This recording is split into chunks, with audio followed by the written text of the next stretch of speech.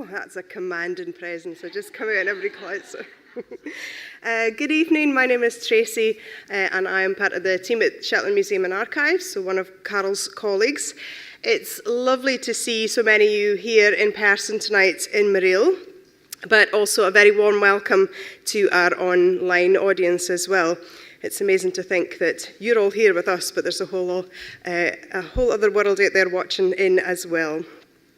Just some quick housekeeping before we move on. For those of you in the building, there's no fire drill planned for tonight, so if the alarms sound, we do have to evacuate, and that's just to go back out through the doorways that we came in and exit the building, and please don't return into the building until you're told it's safe to do so. If you're online, please don't worry about that. Before I introduce our fabulous speaker who's waiting in the wings, a quick bit of info on how things is going to work tonight. There will be an opportunity for you to ask questions after Carol has presented her talk. We will be sharing a QR code with you, and that links into a really user-friendly platform called Slido, and what that is you connect into it, and then you can type your question in, and then I'll read them out to Carol. So it's just a way, rather than having the roving mic, which can be a bit troublesome, we'll do it like that. So there'll be a QR code, which you will need to have internet access to connect to, but there is free Wi-Fi in the building, and we'll kind of recap on that once Carol has joined us, or has finished her presentation. As I say, I'll repeat it, so don't panic at the moment. Okay, so Carol Christiansen, who is just about to join me on stage, is about to take you on a tour of Shetland lace, including its history, design progression, and continued popularity, as well as highlighting some of the knitted lace in Shetland Museum's unique collection. Carol has been the Curator and Community Museums Officer at Shetland Museum and Archives since 2006, so she's approaching her 20th anniversary. She received a doctorate in archaeology with a specialism in textiles from the University of Manchester in 2003. Her research on Shetlandic, Scottish and Nordic archaeological and historical textiles, which is quite a mouthful, has been published widely. Carol is the author of Tatted Rugs, the Pile Beg Covers of Shetland, which was published in 2015, and the more recent Shetland Fine Lace Knitting, Recreating Patterns from the Past. Both books are available to buy in the museum shop during the opening hours, and also through the online shop. Just getting that in quickly. Right, so let's welcome Carol.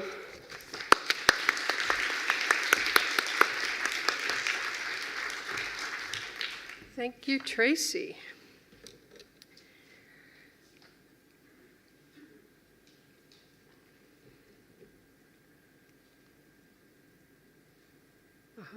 There we are.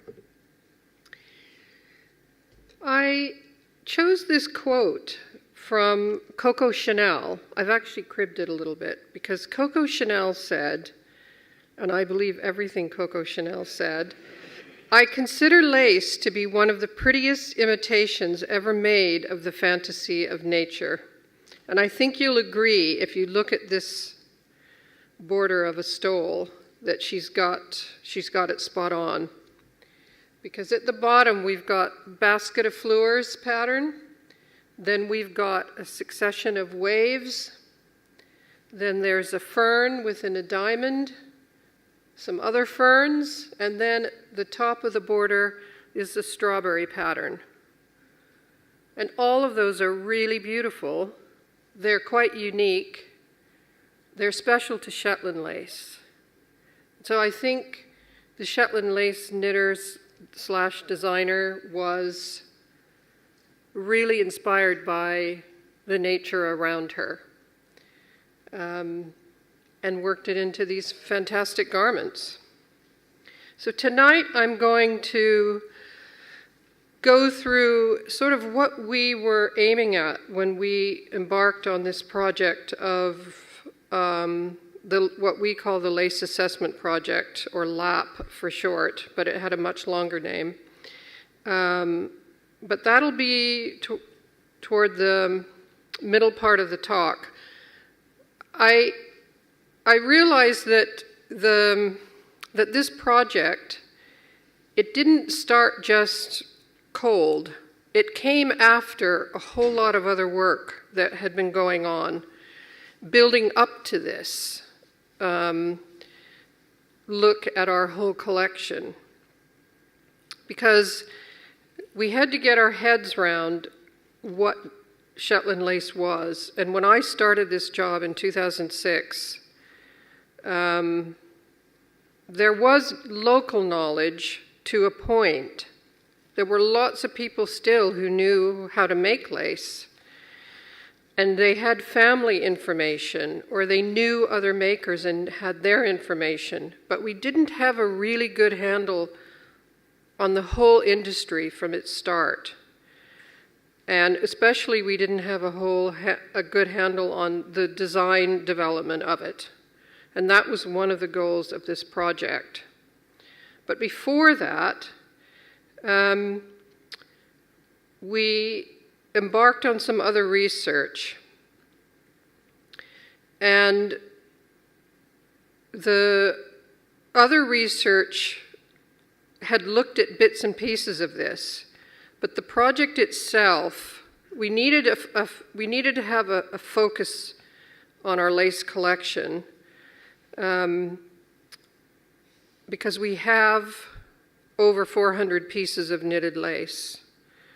We have about 100 shawls, same number of stoles. We've got other garments, oddly, blouses and other pieces of lace. And we have scarves. And we have a lot of samples. So to catalog all of those adequately and describe them and have them recorded properly was going to be a lot of work. For example, there's a stole that, or scarf that had come in, and the description we have for it is very fine, damaged, lace, scarf, or tie. That's all that was recorded of it. So clearly this was not going to help anybody really even identify the piece. The other thing is that the collection was growing.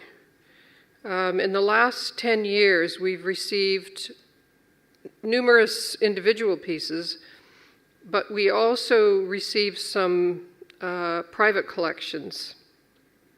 One was from the manufacturer here, the knitwear manufacturer A.I. Tulloch, whose son got in contact. I had contacted the family about a tattered rug, and in response, not only did he donate the tattered rug, but he said, "Oh, by the way, I have my father's private collection of knitted lace. Do you want it?"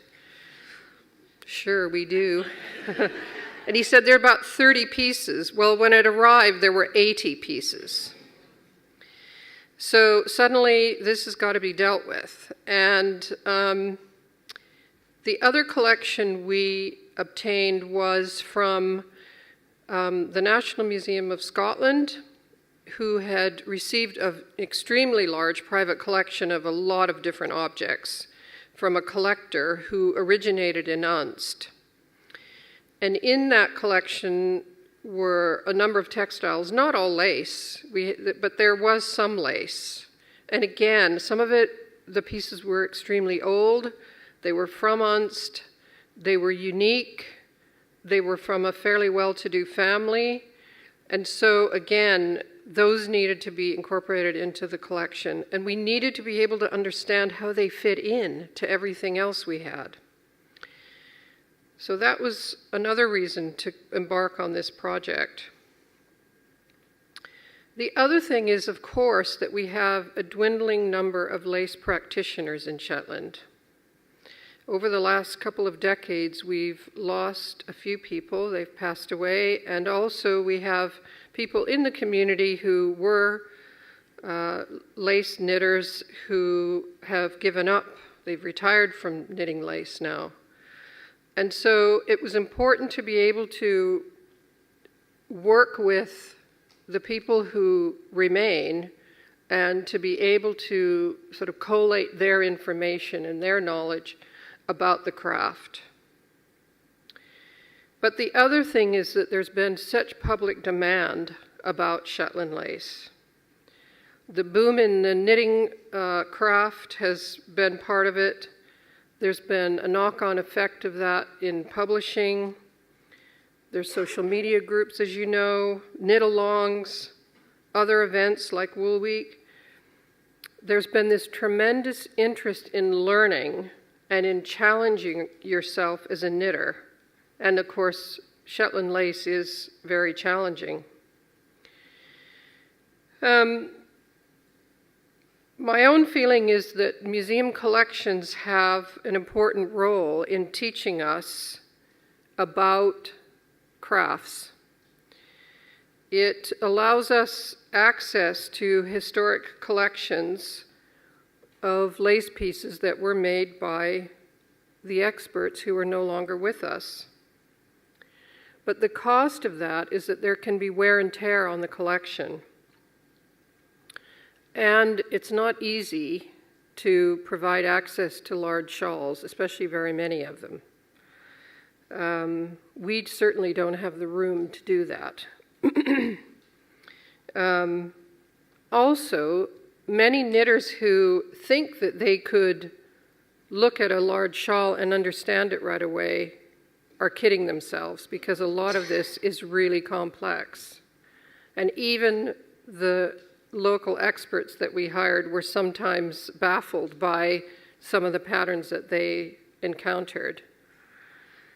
So, to me, it was easier if we could record what we have, and especially if we could digitally record it, and then provide access to that sort of platform.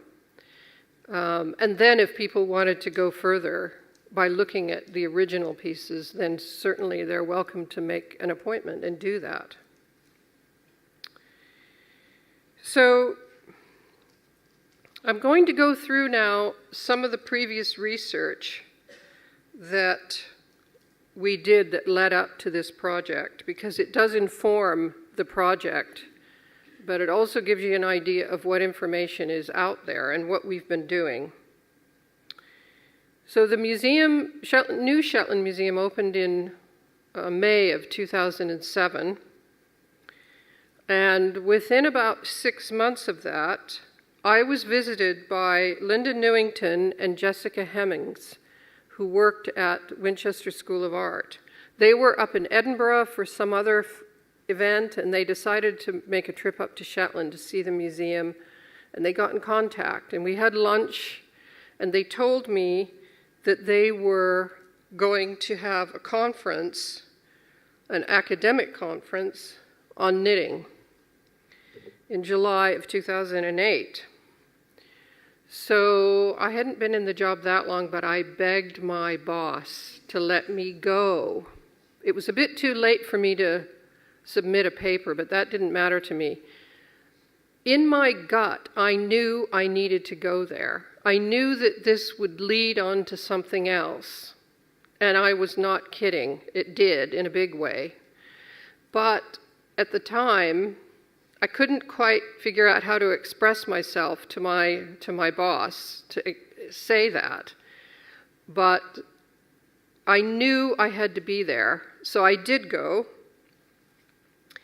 And it was fantastic, because not only was it a really high-quality conference just on knitting, but at the same time, the Winchester School of Art launched the Knitting Reference Library, which is a big building full of knitting patterns. So I skipped out for one afternoon of the conference and spent the afternoon looking through the Richard Rutt collection of 19th century knitting books.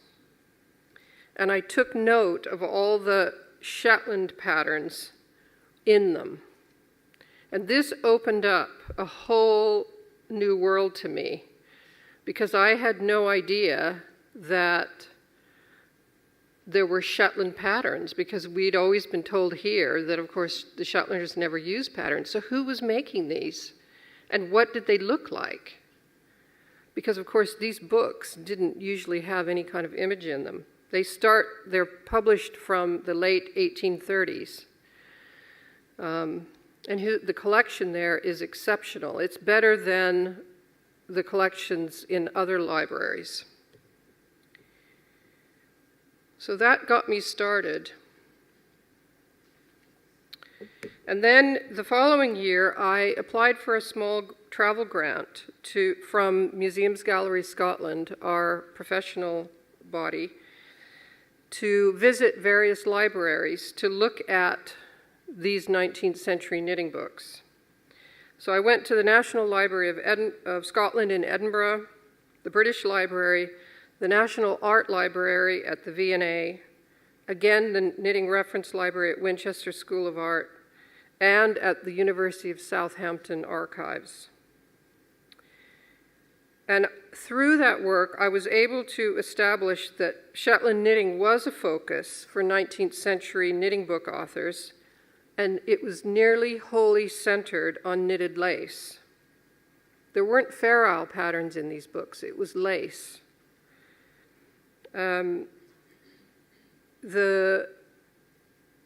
Victorian obsession with accessories and frilly feminine accessories really came through in these books.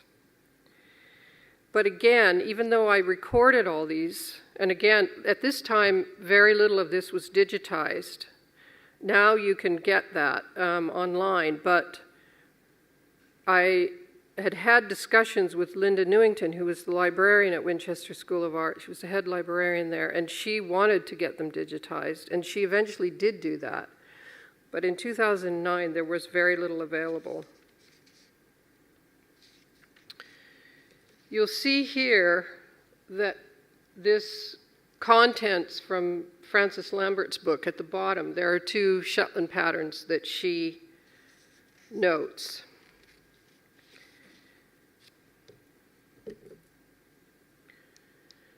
Then also in 2009, I met up with Lynn Abrams, professor of history at University of Glasgow. And Lynn had been doing research here in Shetland on women's history primarily, and we were sitting in a conference room and she said, if you could have lots of money to support a PhD student, what would the topic be that you would want them to do?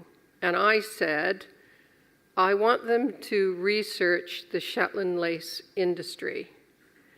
And she said, fine, we'll do that. And so we went off. She wrote an application. She got the funding. We teamed with the University of Glasgow, and we got Rosalind Chapman as our PhD student. And she impressed us because she was into spreadsheets in a very big way. Now that doesn't sound like it would make sense. And some people thought, well, she'll have to be a knitter. No, we don't want a knitter. We don't want someone to just sit and knit. We want someone to do business history research. And of course, this is a really difficult business history because very little of it was ever documented. The women who were knitting lace in a croft house in southern Unst weren't necessarily keeping records, and even if they were, those don't survive. So this was going to be a tough job, and we knew it, and we knew that Rosalind would do it, and she did do it. She gathered as much evidence as there was. And her PhD is published, it's available online. It tells you a whole lot about women's history in Shetland in the 19th century, and specifically on knitters. And in that PhD, she figured out that these women were not just, sitting in a parlor, a warm, well-lit parlor lit knitting lace. They were crofting women, they had families, they took care of elderly parents, they took care of livestock. Some of them were gutting fish. They were also cutting peat for a living. They had lots of heavy work that they had to do. It wasn't like you had hot running water either. You had to do your laundry in a burn or at a loch. So these were tough times for women, and they made their living by knitting, but they also had to do a lot of other things to keep themselves warm and fed.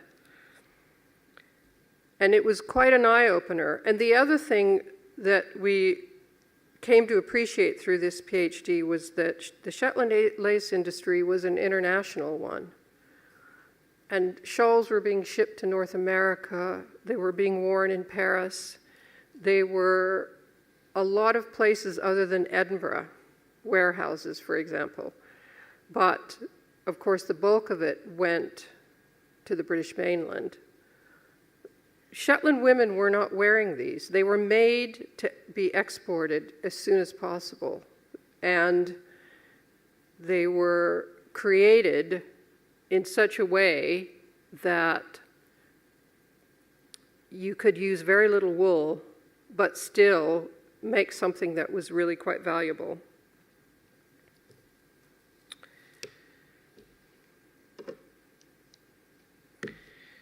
Then in 2012, I teamed with Linda Newington, and she and I brought this 5-day international conference to Shetland. So it was the second In the Loop conference. And we had, you can see here I've selected some of the papers that were given about Shetland lace. So you can see that there was quite a range of interest in Shetland lace, and there was research going on which we really felt was important to get out there in the public. This was a really great conference. It was well attended. People were really excited about it because it was the first time that we'd had quite a serious investigation into knitting, not just Shetland knitting, but knitting from all over. And we were doing it here so that local knitting enthusiasts could attend as well and take part.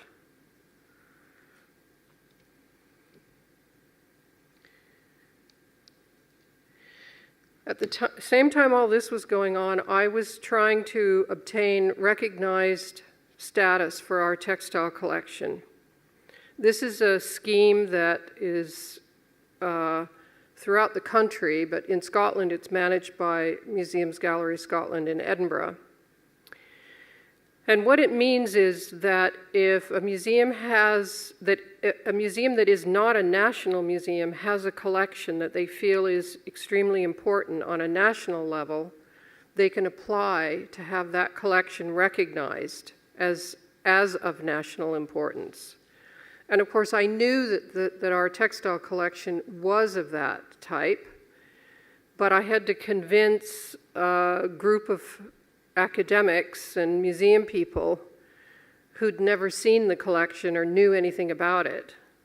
It's a really tough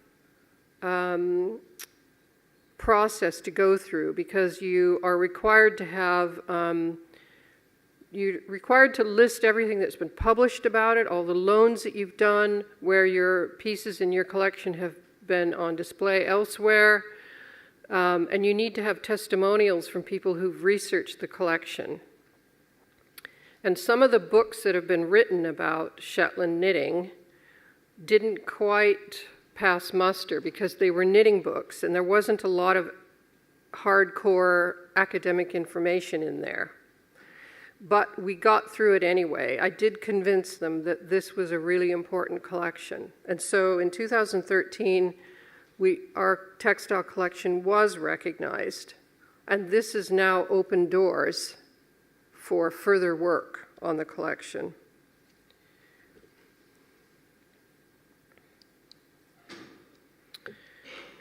So, But in the back of my mind, these 19th century pattern books were still really annoying me because they were there, but what were they? What were these patterns? And so at this point, Rosalind is finishing up her PhD, and she and I start to have lots of conversations about this. And so I say to her, well, look, we've got to get them knitted. We need to know what they look like, because how do we know how Shetlandy they are? Just because somebody in the 19th century thought they were. And also, what does that mean about what the 19th century knitting community in Britain thought of Shetland lace? How did they define it? How did they remake it in their own image? What was that image? So we schemed together, and Rosalind she knew of this small knitting community at the University of Glasgow made up of staff and students who knit together at lunchtime. So she went to them and said, if we did this, would you be interested in knitting a pattern or two for us? And they said, sure. So she went on social media, and we ended up with 247 volunteers. And some of them were from Shetland, but we had people from as far away as Thailand. So she and I went through these 19th century pattern books. Of course, by this time, more and more had been digitized.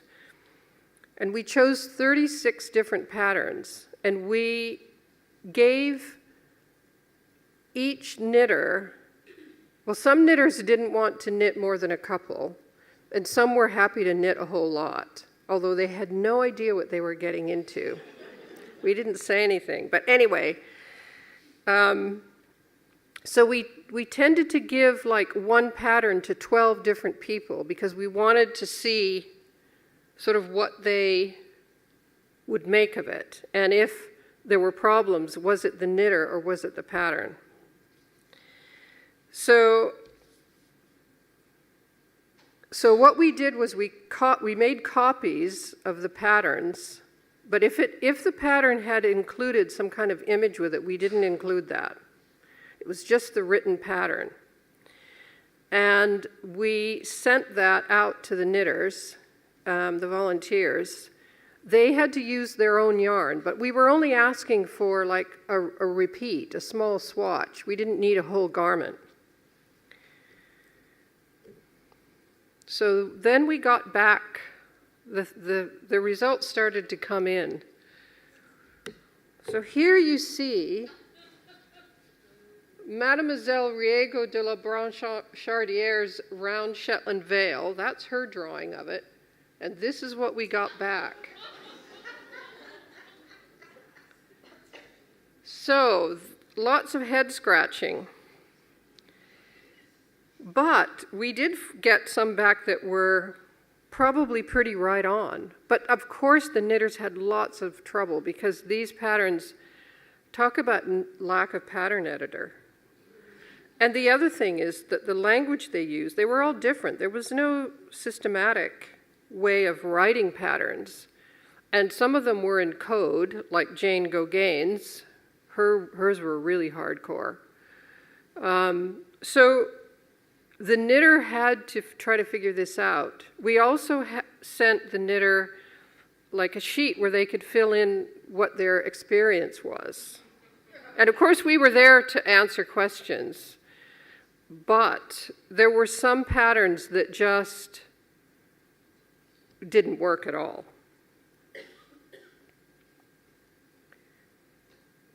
And then on the back of this, Rosalind and I decided to do this authenticity day, we called it, because our main interest is figuring out what was authentic Shetland lace. How do you define that?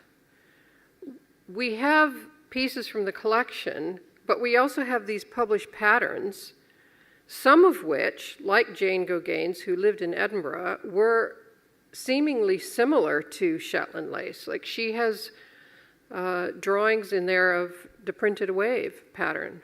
So she had access to Shetland shawls because her shop was actually just a few doors down from one of these Shetland warehouses. So she could go there and look at the shawls that were coming in and copy them. I mean, imagine trying to do that without a phone or a camera. But she was able to do that, and she created patterns for them. And you'll see here that this is the shawl that one of her patterns, and that is printed a wave pattern. And that's the one I mentioned at the very beginning where she says that the center pattern is more handsome than any she's seen on a Shetland shawl. And bless Tiffany Fournier for knitting the whole thing, because this pattern is not for the faint-hearted. And she sent that in to us.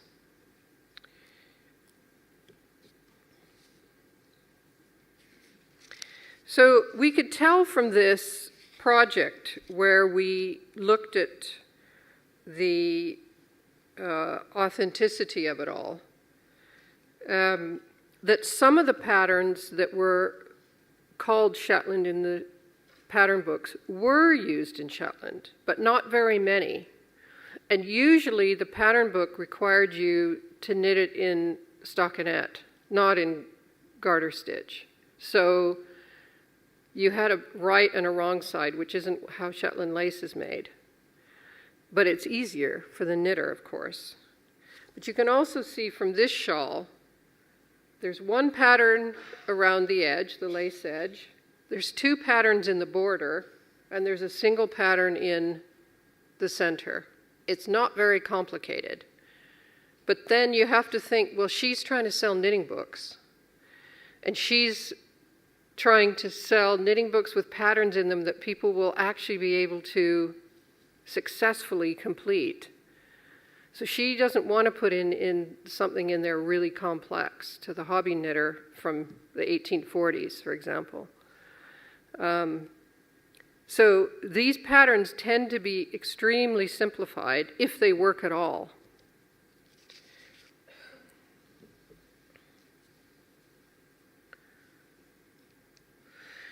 So what we did as part of this Authenticity Days, we had a little exhibition in the foyer of the museum. And we had some of the samples that were knit by the volunteers.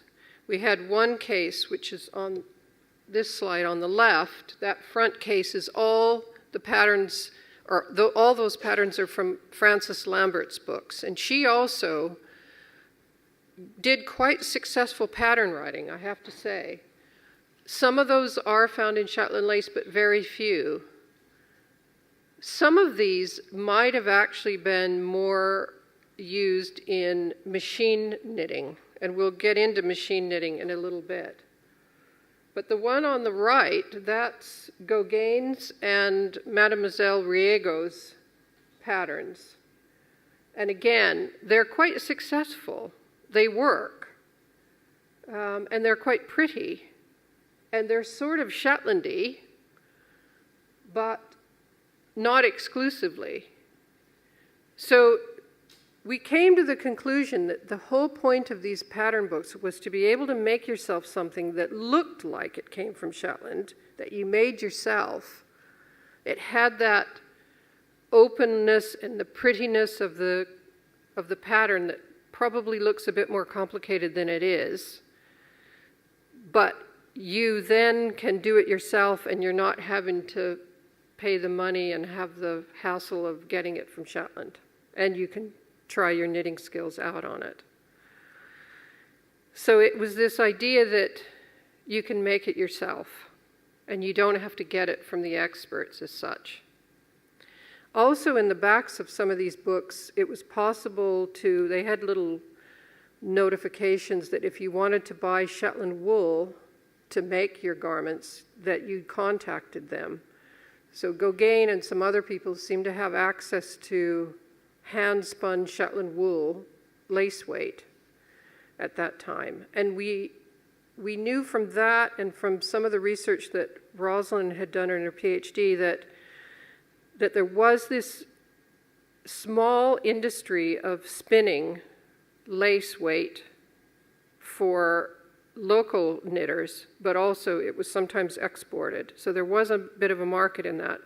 We don't know who was doing it. We don't know, in the census, for example, people aren't identifying themselves as a lace spinner. A few lace knitters. But of course, a lace knitter is doing lots of other things. So she might just call herself a crofting wife or something like that. She doesn't see her lace making as her profession as such. Or she might be doing lots of other kinds of knitting, and she does lace once in a while. So identifying women who specialized in lace spinning, and that is a really important separate craft, they are really tough we really never did get to the bottom of who they all were. But they had incredible skill.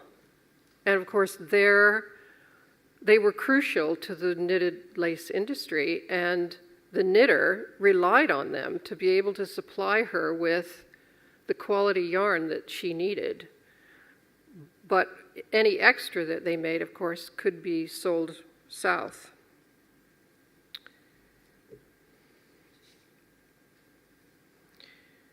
So you might have noticed that in the program of this, Rosalind had a paper that she gave, and it doesn't quite say it in the title, but it was about what was known as Nottingham Shetland lace. And she had just started to kind of research into this. But after this Authenticity Day, we decided we were going to have a look at this. Oh, I've got one more slide to show you, and that is that in the pattern books, we actually found the two patterns that are crucial to this garment called a burnous. Now, this is in our collection, and this is a really odd piece. It's a cape, essentially. It's really big, too. It's for a very large woman. It's modeled after a North African garment, usually worn by men, which always has like a hood with tassels on it. And this was popular for Victorian women as an outerwear garment in sometime between the 1850s and 1870s. And at that point, the Victorian women had massive dresses, huge. So they couldn't really wear a coat because they would probably not be able to walk. But they did wear capes. They wrapped them around their bodice, and then, it covered some of their skirt. And the burnous became this kind of exotic piece of outerwear. And there are portraits of women wearing a burnous. And so Rosalind correctly identified this piece in our collection as a burnous. Now, the donor that we got it from, which happened quite a long time ago, he said that it had been exhibited at the 1851 Great Exhibition. But both Rosalind and I have combed through the records for that, and we find no indication about this. And other knitting is mentioned, but this special piece in red and white is not mentioned anywhere. So I'm doubtful that it was. Until we have other evidence, I would say it wasn't. So we don't know if it was actually made in Shetland. And here there are patterns in Gauguin's book for two of the patterns in there. There's only three real patterns other than the lace edge in this piece. It could be that it was made and made more than once, and Gauguin saw it in Edinburgh and put those patterns in her book. But we don't know, and we may never know. It is still kind of a mystery piece, but it is amazing. So that was kind of a good outcome from this pattern book project. So going on to looking at machine-made Shetland lace, in the mid-19th century, there was a lot of machine knitting going on in the East Midlands of England. And through time, they wanted to develop more lacy garments. And of course, the Victorian women were just crazy about lacy garments. So there was a market for this. These are all hand-frame knitting machines, and several companies, in fact, whole towns were really involved in creating imitation Shetland lace. A lot of stoles and a lot of shawls. And this is an example of one of them. So you can see it's a little bit different. It doesn't have a proper lace edge. It's got this peaked edge. And then there's sort of a bit of border, and then there's a center. This is quite a complicated one. A lot of them were very simple. And they're often, especially nowadays, they still make them. And they are made in wool, not hand-spun, but machine-spun wool. But also they're often made in mohair. So this started in the 1860s or so. And as they developed the machines, they were able to do more intricate patterns. So Rosalind and I, we got some money from the Royal Society of Edinburgh, and that allowed me to go south and meet up with her. And we took a trip around the Nottingham area. And we visited the Framework Knitters Museum in Ruddington, which was really interesting because they had the old machines there, and it's a tiny place, tiny museum, but they also had hired a young lass to start making things on there because they had the machines, but they didn't quite know what the machines could do. And they did have a small collection of knitwear, but they couldn't sort of marry up the two. And unfortunately, they didn't have a really good place to look at the knitwear because that's, of course, what we were interested in. We wanted to see what they had and to see if we could identify anything that looked Shetlandy or looked like these knitting patterns as well. Because even though these knitting patterns in the 19th century were they were created for hand knitters, the patterns themselves were probably put on a machine because they were stockinette, and those machines could only do stockinette. So we did travel around. We went to Newstead Abbey and some other places to look at collections. We did see some. We saw samplers, and there were patterns like you would have seen Shetlanders making, only again, they're in stockinette. But we didn't see very many whole garments, but it doesn't mean that they aren't there. We just didn't have a chance to really examine them. We needed more time, and we needed a better place to be able to do that. I did find, actually it was a colleague of mine in the archives that sent this to me. There was a notification in a newspaper from May 1926 of the Rotary Club of Hucknall. And Hucknall was a place near Nottingham where they made imitation Shetland lace. And the Rotarian, who was the president of the Rotary there, S.S. Rhodes, he said that it was necessary to say imitation, lest the people in the Shetlands should complain. But of course, they were also making these imitation Orenburg shawls. They got alpaca from Australia to do that, and they shipped them to Russia. Yeah, in the 1890s. So this industry is still going on. The main manufacturer now is Hurt, and they have a heritage range, and similar in a way to the Gauguin shawl that Tiffany had made, except they don't have that lace edge. They have this peaked edge. And that they tend to be the ones that, those shawls are the ones that the royal family wrap their new infants in.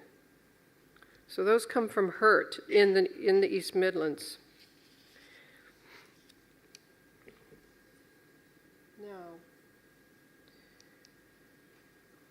I need to move on. So that's sort of where we were at when I kept thinking, okay, now we've got to focus on the collection. We've done a lot of this background work. We have a better idea of how Shetland lace, what its industry was about, how it fits into the greater scheme of things. But now we need to see what it is that we have, and we need to get it properly recorded and digitized. Before I do that, I'm just going to do a quick, really brief history of Shetland lace knitting, just to put it in context. So it begins in the late 1830s, as far as we can tell. Although we know that George III was sent fine stockings in the 1790s, but we don't know what they looked like or how lacy they were. Of course, people were making haps before then, but haps are a really different thing. They're completely different yarn quality and patterning and all of that. At the same time in the 1830s, there was really severe famine in Shetland, to the point that people were dying of starvation. And that happened between 1835 and 1838, and again in 1846 and 1849. And here you can see that there was some relief, but the relief was to send people seed, which then of course they had to plant and hope that it grew. And the reason they were having famine anyway was because things weren't growing. And they were given things like seed potatoes, not to eat, but to plant. So they were given a bit of rice and some meal and some flour for food, but you can imagine that that wasn't going to help very many people. So famine was really a severe problem at this time, and we don't know if the lace knitting comes out of that need to create something new, something fashionable, and something that you can make with not a whole lot of wool, so you can use the other wool for things like stockings and being able to clothe yourself. At this time also, there are reports that children in Unst weren't going to school because they simply didn't have enough clothing to wear to get themselves there, because of course they had to walk to the school. So things were really difficult. And at the same time, Queen Victoria, Victoria becomes queen on the 20th of June in 1837, and she's 18 years old. And she is gifted Shetland stockings, lacy stockings, and she wears them, and she tells her friends, and this starts the ball rolling for interest in the lace industry here. There's also a story that the laird's wife had in her possession some knitted baby caps, and that she got the idea that the local knitters had the skill to do this, they had the know-how, they had the wool, and they could be creating these kinds of garments for sale. We don't know if this really was the case, but it's possible. And we know of other knitting traditions like bohus, where it was done out of need, but also to appeal to the market at the time.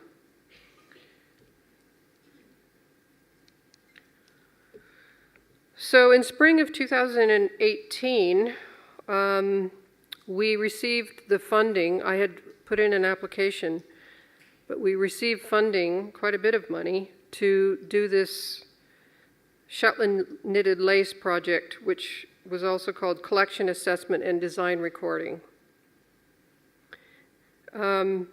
We got that money because our collection was recognized.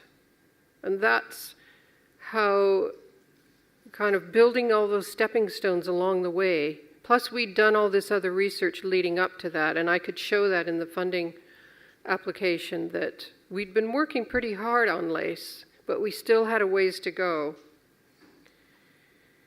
The money, of course, mainly went for salaries. So I hired Tracy, who you've met. She pretty much kept us organized, and, well, not pretty much, she did keep us organized. And she did all the sort of data management. She kept me sane. She looked after us. I mean, she just picked up all the bits and pieces as we were madly rushing through this project. And she also was the main person who was able to do the digitized photography. We worked on it together, but she was the one that knew the ins and outs of dealing with it in an extremely cold room in the middle of winter, in the dark, with really poor connection to be able to take photos digitally. We did get there in the end, but my God, it was tough.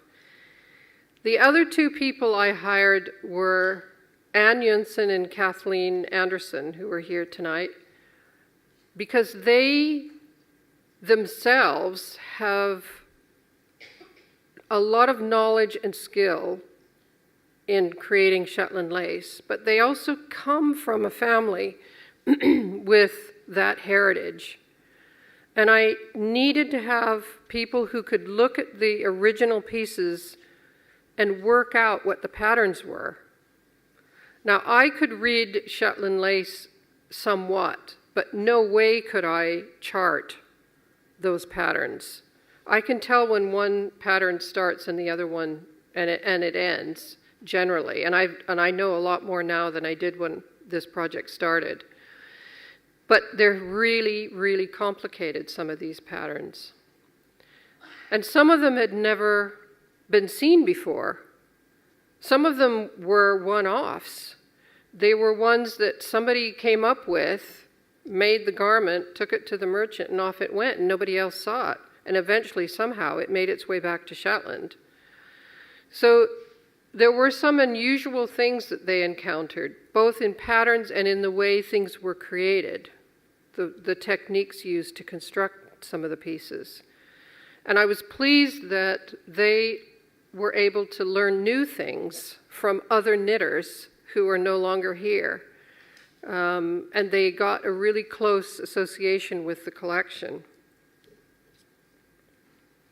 So our aims for the project were to trace the design, development, and construction from the early period,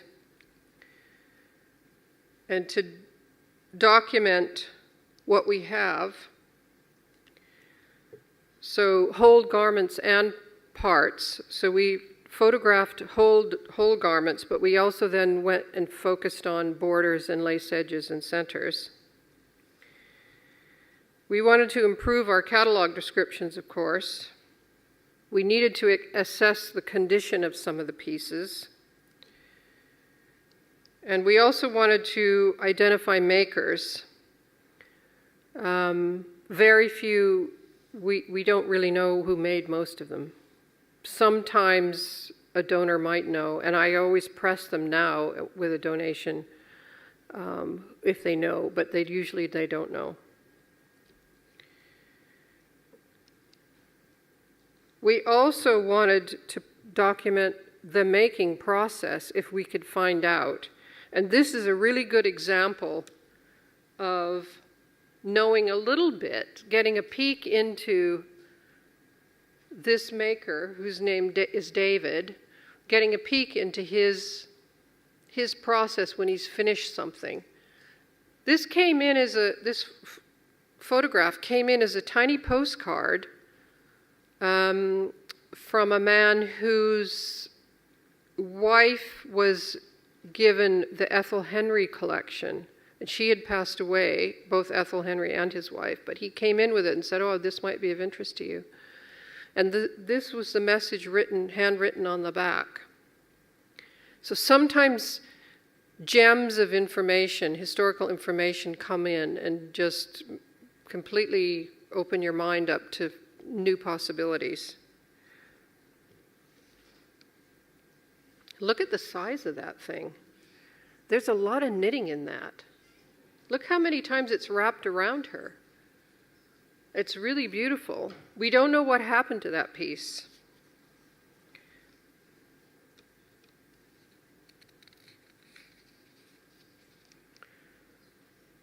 Another part of the making process is, of course, understanding how young children were when they were starting to make lace.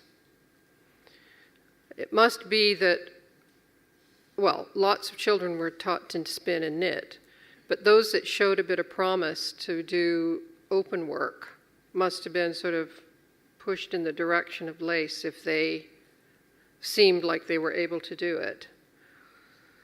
And I love this little piece in the collection because that's been made by a child who's trying to figure out how to make shawls with trees around the edges as the border and a fancy center.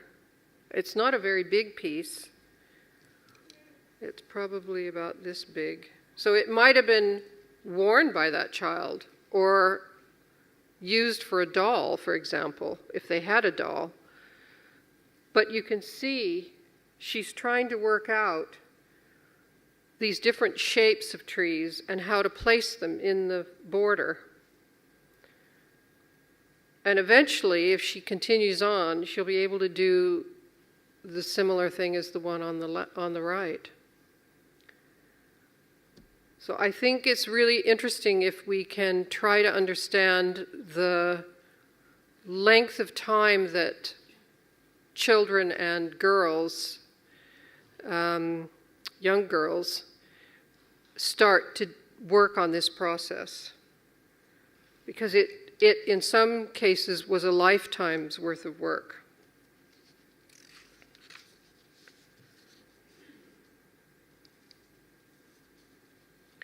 So here's an example of one of the stoles we photographed, and you have a better understanding of sort of the layout of the whole thing when it's done like this. So in order for us to understand the sort of the evolution of the craft and identify changes over time, we needed to be able to record them and see these patterns over and over and over again. And we did start to get an idea of which ones were really old, which ones, sort of went out of favor, disappeared, and didn't come in again.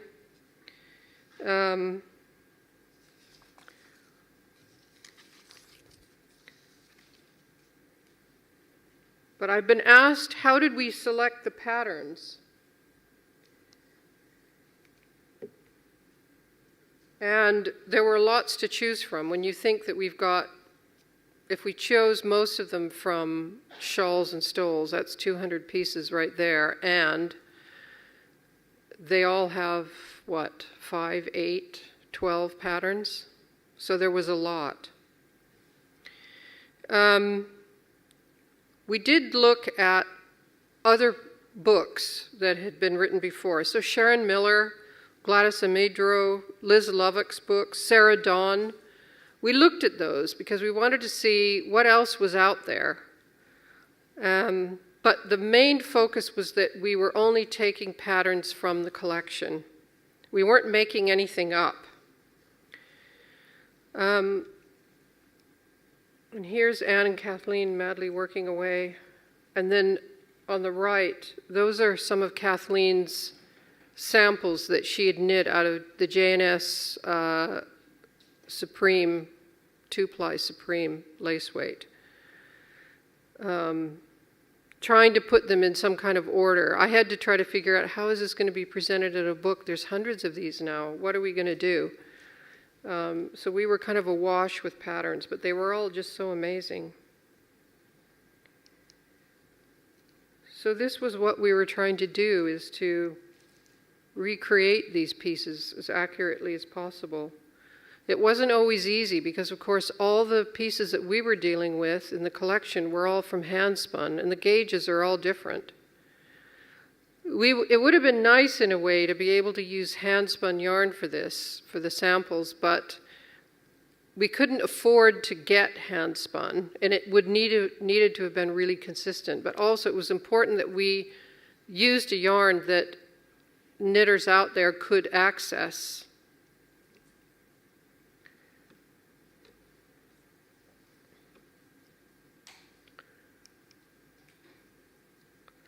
The other thing that I felt was important was that we didn't just focus on really complicated patterns, that we chose some of the more simple ones, because some of the simple ones are really elegant as garments themselves. And I also thought, not everybody is going to want to jump into the really complicated lace knitting. You need to build up your skill level, and if you have the possibility to use a pattern that's pretty simple, that might just get you started. But I also think some of these simple patterns are lovely and relatively easy to do, even for me, who's not a lace knitter.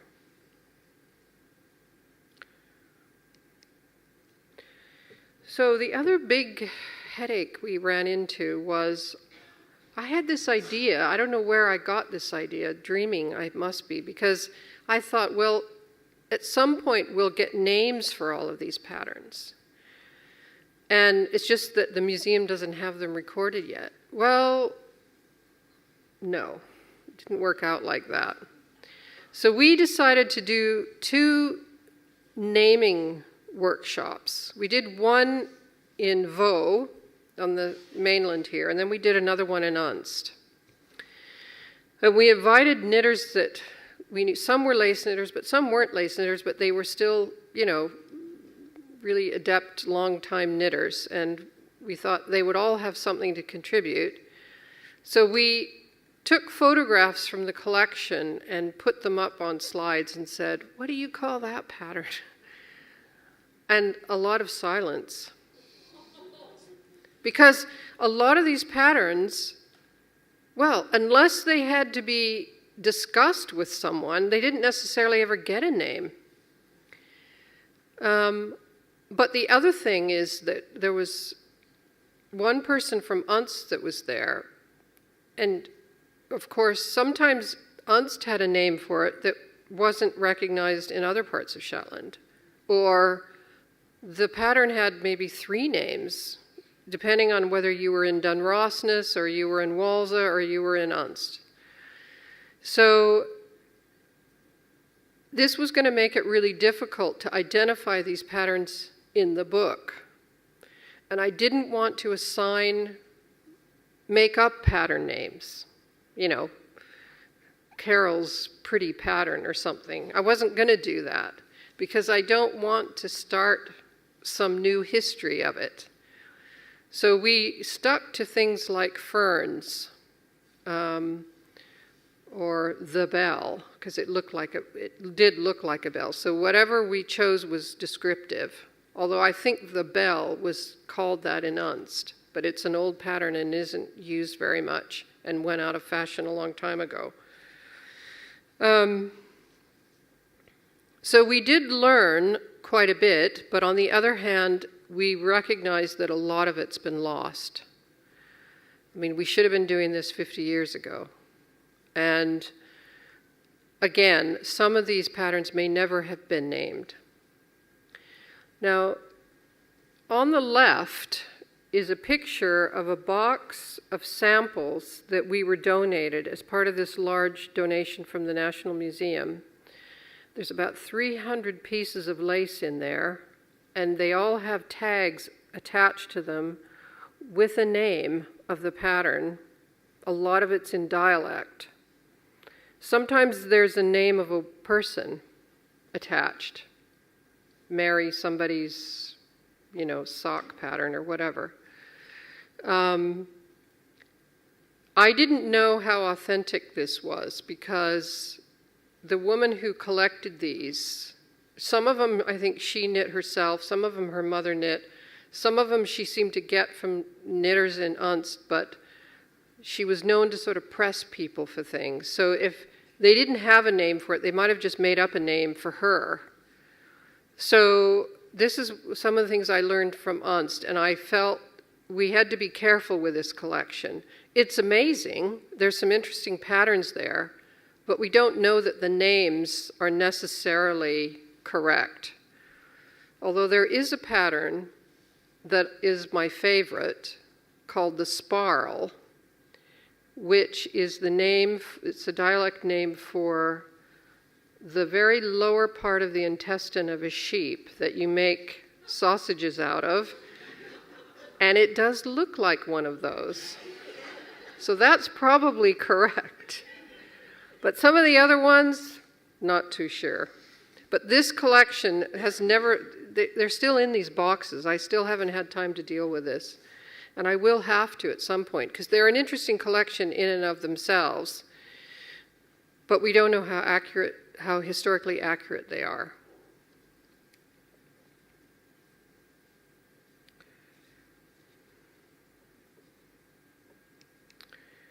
The other thing that was important in this project was to record some of our really important pieces. And we do have a few really key pieces that we know some history about. This is one. It's a christening shawl. It has a hood that is separately attached to it. It's sewn on, but the hood is in the same pattern.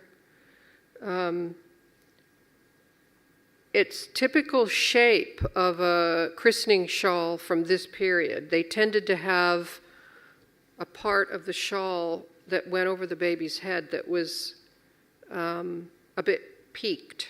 And in this case, it's a full hood. And this, we think, was made for this young lass, Amelia, who is 6 in this photograph in 1864. And that's with her mother.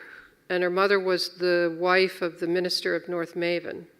This is in the book, The History of this Shawl. This woman had a baby before Amelia that died, but that baby was born in the mainland. And we think this was made by a servant in the household in Hillswick, where they lived at the manse. So we're pretty sure that, well, it does have lots of Shetland elements to it, but it's a really unusual construction and design. And I'm pleased that a descendant of Amelia came to me at one of the Wool Week events, I think it was 2018 Wool Week, and said she wanted to knit this. And I said, really? You must be a really good lace knitter. And then she saw it and said, there's no way she's going to do it. But of course, we've now recorded that center pattern and some other pieces of this pattern, of this shawl. But she provided us with this family history of it. And we know we can trace all the people that were christened in it, including up to her brother, who was the last person christened in it in 1945. We have some other important pieces. So we have a shawl that was donated by the Huxley family, and this was supposedly wrapped around the shoulders of a woman named Anna Swanswick, who was a feminist and a writer in the 19th century, and it was Robert Browning, the poet, who wrapped it around her. But it remained in the Huxley family until about, 2012 or so, when they donated it to us. It's a really beautiful piece and really exquisite. And then also we've got these crepe shawls, which are really, really plain, but incredibly beautiful. We also have some stoles in the same, it's just garter stitch center and then old shell border. This one didn't sell. It still got its tag on it. It never left the shop. And that could be because it has sort of a flaw to it, because the spinning isn't exactly even. You can see where there's sort of white stripes, and that's where there's a few more fibers in that yarn than the rest of it. And of course, the knitter would not have been able to detect that as she was knitting. It was only when it was finished and she put it on a board that she could see that. So this may be one that never sold because of that. These were popular in the 1920s or so, quite simple.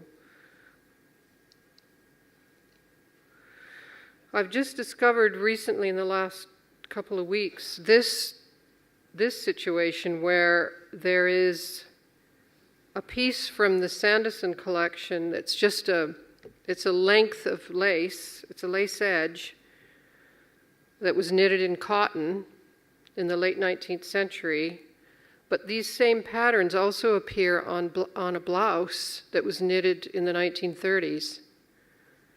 So we see these patterns being used over and over again, or pulled out of some history long ago, and then applied in a new way, in a new fashion, in a new kind of garment. I think it's really amazing how the Shetland lace knitters continued to develop their craft, but also always relied on the past in a way. In the process of this project, we came to understand better how Shetland lace garments were worn and what was important about the wearing of them. And in this case, you see that the border of that shawl is really crucial. That's the part you see. If you're wearing your beautiful silk dress in your drawing room and you've got your friends and family there and maybe an admirer, you want them looking at your bum, at your lace shawl, because that's showing off what you can afford, how feminine you can be, how fine your taste is in clothing. It's not so much the center, but it's the border. And also what's crucial is the join. It's the corner. If you get the corners right, the patterns will marry up just so. And one of the things that came out of this project was that Anne and Kathleen were able to see where decreases were made in that border that's got a mitered edge. So they're dotting them throughout, so as they knit up, they have fewer and fewer stitches, like you would with a yoke, for example. And this allows you to have really nice corners, and of course, if you're going to wear it as the Victorians were wearing them, you want a nice corner.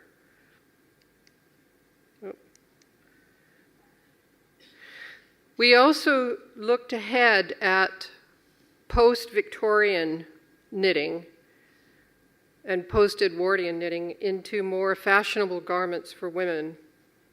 And we can see here that these are 3 women from Fetler, the island of Fetler in Shetland, and one of them is wearing a lace blouse in printed a wave pattern. And here's 2 more blouses. One from the shorter one from the 30s and the longer one from the 20s.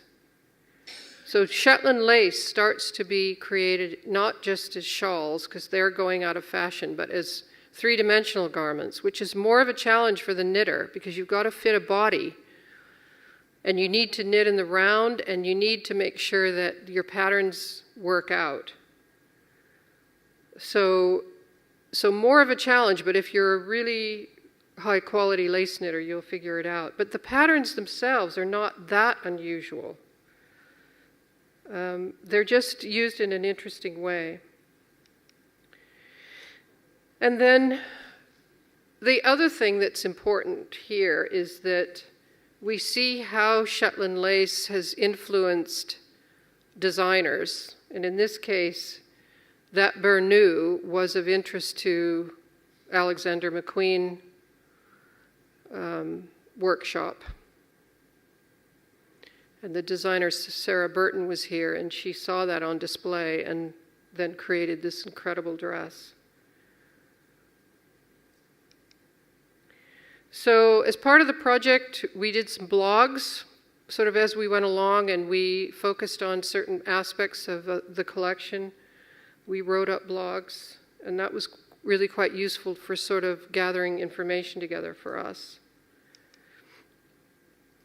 We also had money to be able to revamp the larger lace case in the permanent gallery, but this required a bit of work, so I was altering a crinoline and fixing up a kind of a squashed hat that we had in the collection. It's a morning hat, but it had been flattened. It has beautiful crepe ribbons in circles, so I came up with a solution to make them stand out more, and that's on display with a mourning veil. And then I was able to get funding from the National Fund for Acquisitions, which allowed us to buy some contemporary lace. So here is Angela Irvin's dress with the lace bodice and sleeves and the silk skirt on it. Elizabeth Johnston's, it's the waterfall, sorry? The Lunklet jacket, yeah, thanks. And then this silver knitted cuff by Helen Robertson. So these are in the collection now, and the cuff and the dress are on permanent display, as you see here. So we were able to do that. So that's all I have. So thank you very much.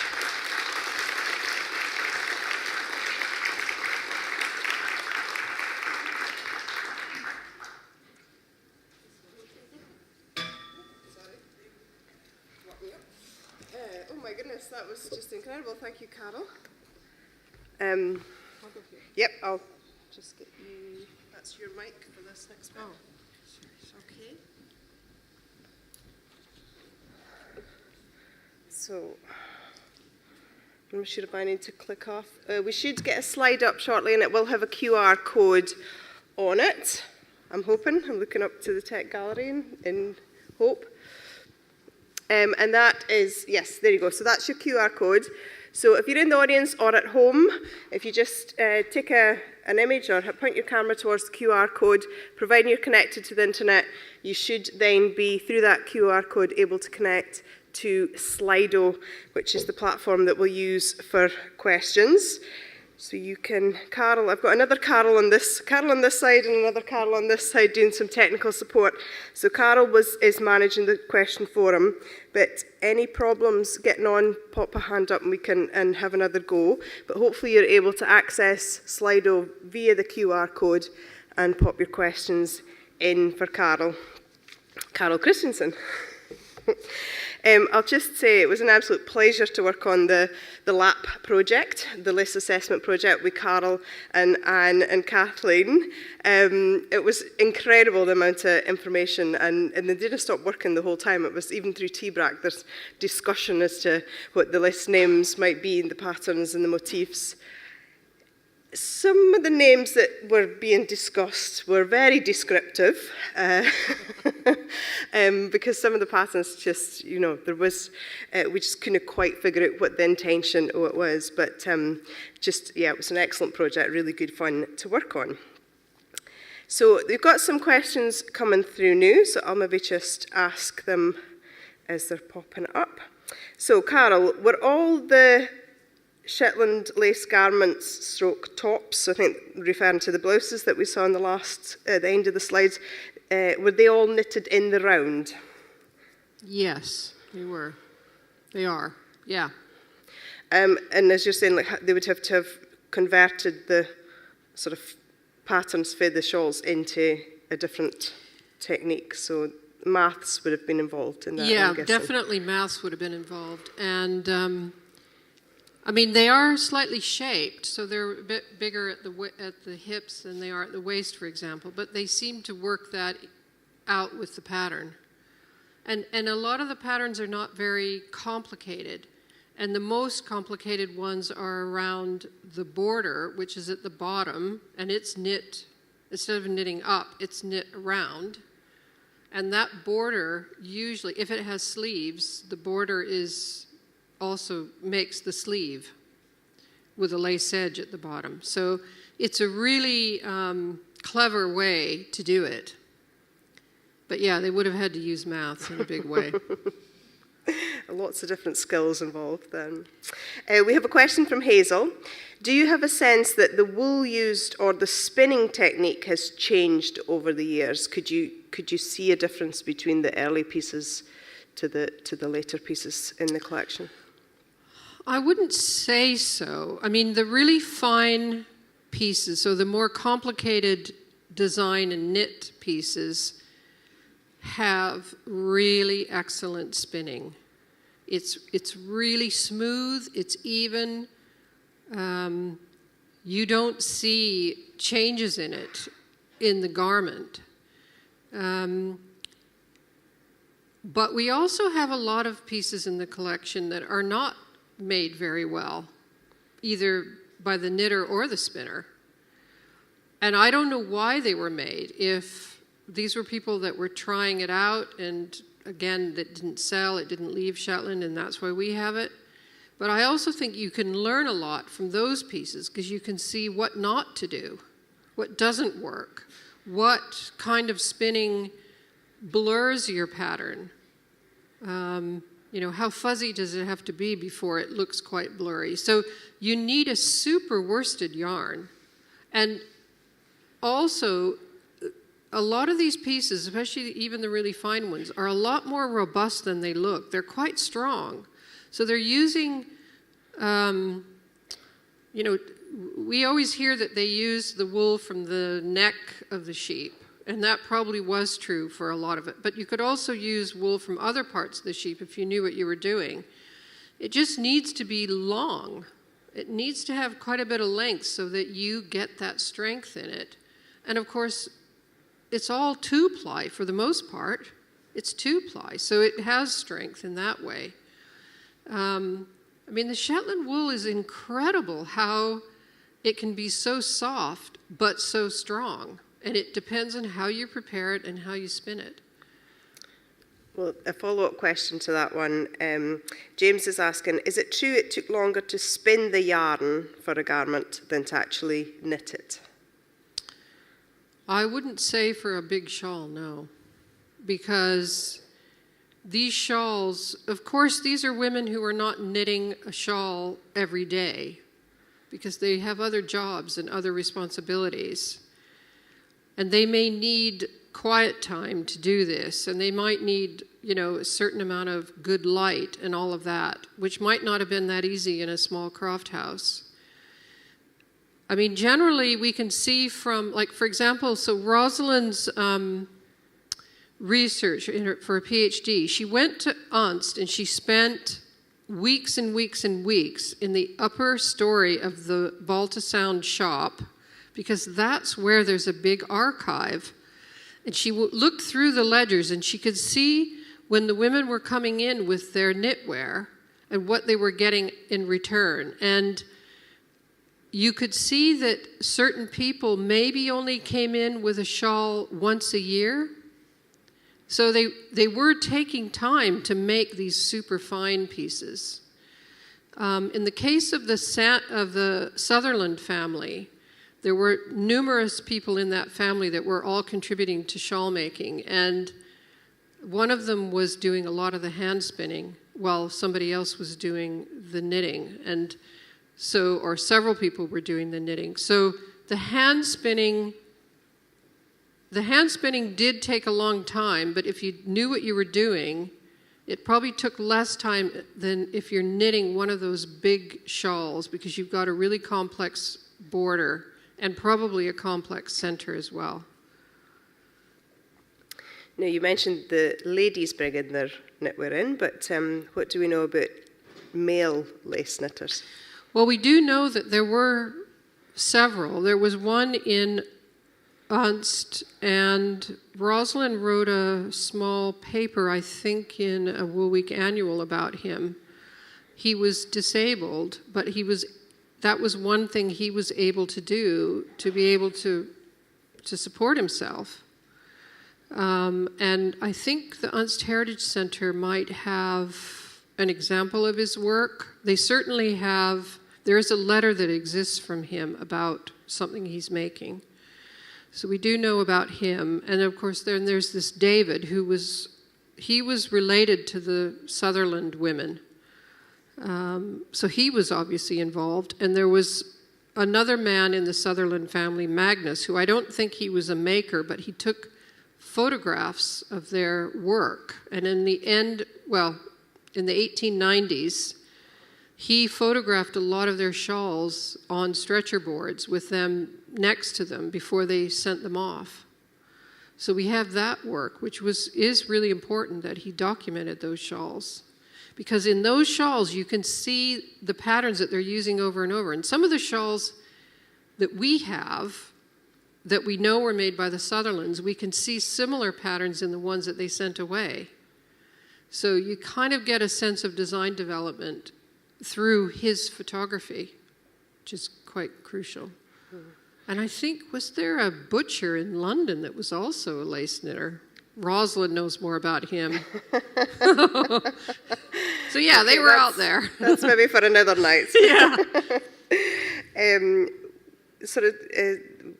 My questions have jumped around a bit, but there's a few around kind of oral history and the passing down of patterns to the next generation. So Jessie is asking, you said patterns may not have had names, but wouldn't they have had some name or description in order for them to be taught to the next generation of knitters?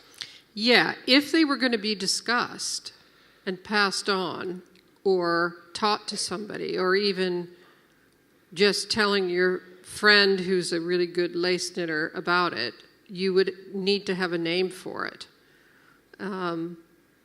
Or your friend might name it after you if she borrowed it from you, to, in a way, honor you. Because we do have names, pattern names, where it's a woman's name associated with it. So we don't always know who they were, but they were known in the knitting community, and that pattern was named after them. So yeah, if it's being discussed, it often is got a name, but those names don't always survive either. And are you aware of any oral history recordings of lace knitters speaking about their litten or their patterns? Not really, but to be honest, I haven't combed through the archives. The Shetland Archives has a great sound recording collection, but it's often interviews about lots of different things. So there might be a bit about lace, but then there might be something about pigs or something. So you'd have to go through it all to find all that out, and we didn't do that as part of this project. But it's a good idea to do it, yeah. Mm-hmm, mm-hmm. This is a question from Jacqueline. She is asking, how would I tell someone the basic distinctions between Shetland and non-Shetland lace?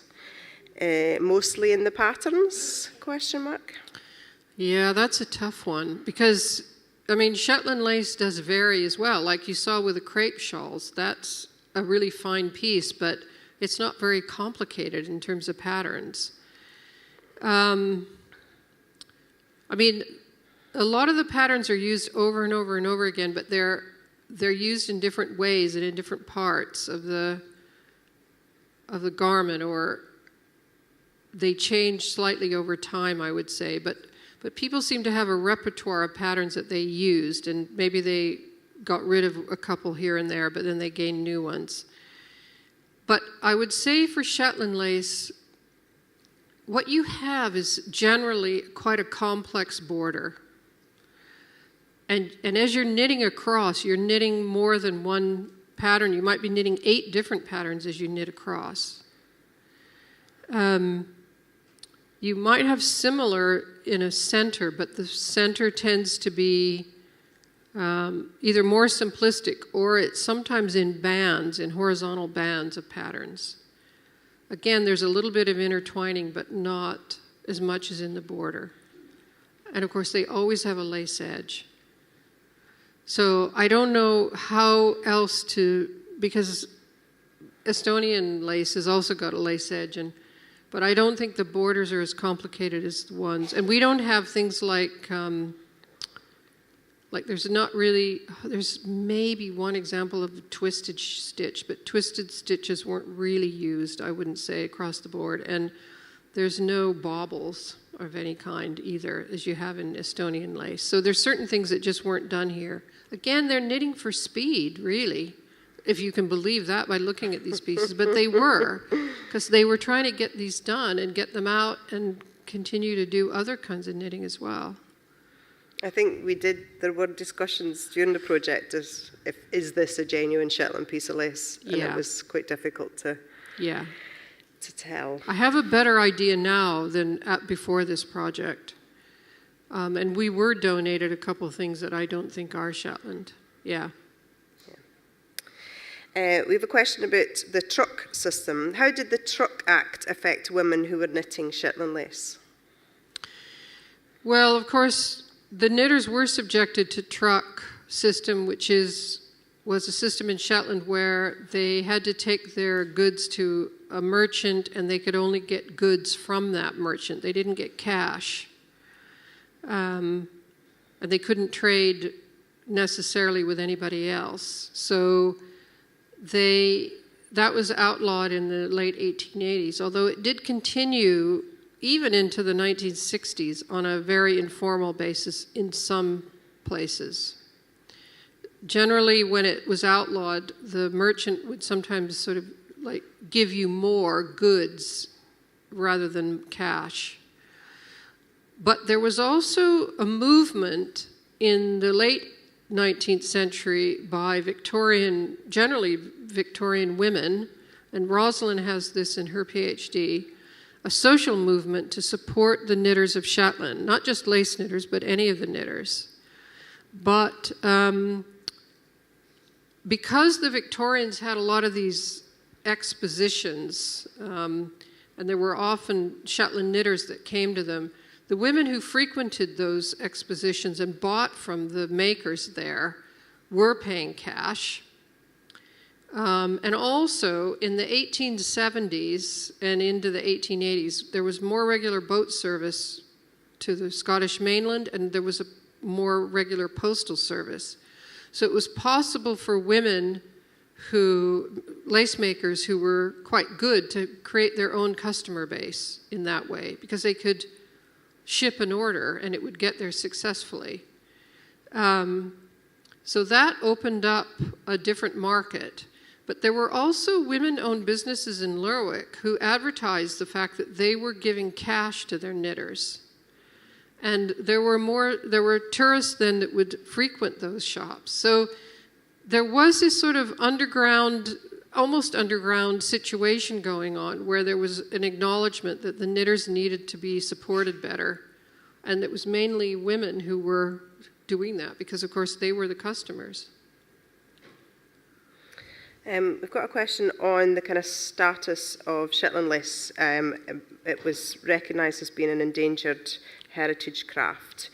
Has there been a change in that status since the work you've done on the project? And what is the kind of benefits of that, having recognition as an endangered craft? That's maybe not a question that you can easily answer.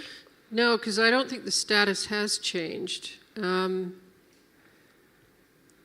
I don't know really how to answer that, because I don't think the project really had much to do with that in a way. It's because we are recording a collection, but we were trying to do it in such a way that it would encourage people to take up the craft or to continue the craft. So I guess time will tell in a way. I mean, all we can do is to keep encouraging people to try Shetland lace. And like I say, I am not a lace knitter, but to tell you the truth, I've taken one of the printed a wave patterns from that book, and I'm making myself a pullover out of, well, it's not Shetland wool. It's Danish wool. But anyway, it's like Shetland wool.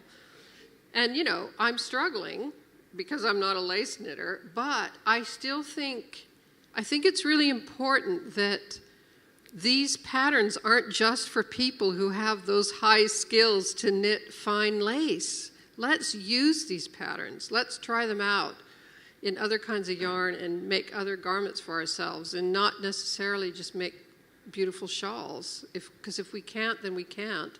But I do think we shouldn't consider those patterns to be just for an elite knitter that we'll never be able to achieve. So yeah, I would say try them. Give it a go. A quick one and then a kind of longer question to finish us up. So the quick one first. You mentioned the sparrow being your favourite motif, but is there any of the motifs that are no longer in use that you think would be your favourite? One of the kind of lost patterns? I think some of the ones that are no longer used anymore are because they were a bit odd. And the spiral is now. Well, it's such a small pattern. And who would necessarily know, other than a crofting wife, what that looked like? I don't have that many because I can't knit them very easily. I mean, there's so many beautiful ones. The ferns are really beautiful. And they're, and because they're quite delicate looking and they have a beautiful shape. And maybe I'll try knitting a jumper with one of those, yeah. But they were used over and over and they're not dead by any means. Yeah. So we've had a few kind of more technical questions about the patterns and some of the images that Carol has shown tonight. They are in the book. Get that other plug in before we finish up tonight. And somebody's asking about a PDF version of the book to the Kindle. That's something we can put forward to our team as a suggestion. And there's another question or two about a viewing list that isn't on permanent display in the galleries. That is possible by appointment, but no time in the next 2 months because Carla's having a well-deserved holiday after Woolwich, and so come back to Shetland.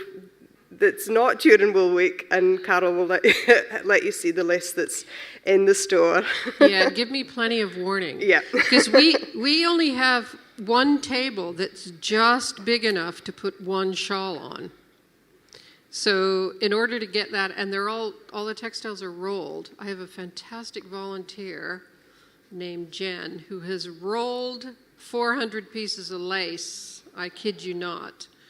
So they're all rolled as for storage, but we can unroll them. It's just we can only do one at a time. Yeah. Okay, I'm not sure if your mic is starting to gear up a pretty bit, but we'll try this last question. Okay. Oh, that's better, so maybe just... Sorry. I'm not flighting, I'm honest. What's next? What other projects are you working on, or what are some future planned projects? Well, I am working on other parts of the Shetland Museum collection because we do have things other than textiles, believe it or not. And I'm actually enjoying a lot of that because I'm learning new things. But there is still some work to be done with the collection. And one of the things, we were donated as part of this collection from the National Museum 7 knitted bedspreads that are somewhere between Shetland lace and Orenburg lace. Wow. They're of kind of thick cotton. I mean, they're not, they're not fine lace by any means. But we also have, and this is because of Magnus Sutherland, he took a photo of an Orenburg shawl that was circulating around Shetland in the late 1890s. And I think that influenced somebody in Unst. And these supposedly are all made by the writer Jessie Saxby, who was quite a famous female writer in Shetland. And one of them supposedly was slept under by Jacob Jakobsen, who was the philologist who recorded the Norn language in Shetland. He's, to me, like a god because he's recorded this language, and we have this fantastic dictionary with lots of ethnographic information in it. So it's an important collection, these 7 bedspreads, and Tracy and I did photograph them all, but I just haven't had time to focus on it. I don't remember that. You what? You don't remember? I don't remember that, no. Well, that's okay. We did have to be on top of a ladder to get some of the bigger pieces, so maybe the vertigo has gone to my head. But we did. Excellent. Okay, yeah. I think that's probably, we're a bit over our time. Thank you so much for all the questions, amazing questions, and then I'm really sorry that we didn't manage to get through them all, but hopefully we've kind of answered a few of them, and Carol, I think, has probably touched on quite a lot of the other answers within her talk tonight. The book is amazing. It's a fantastic collection of work by Carol and Anne and Kathleen, and it's available in the museum shop or through the museum shop online, so somebody was asking that. So, thank you very much, Dr. Carol Christiansen.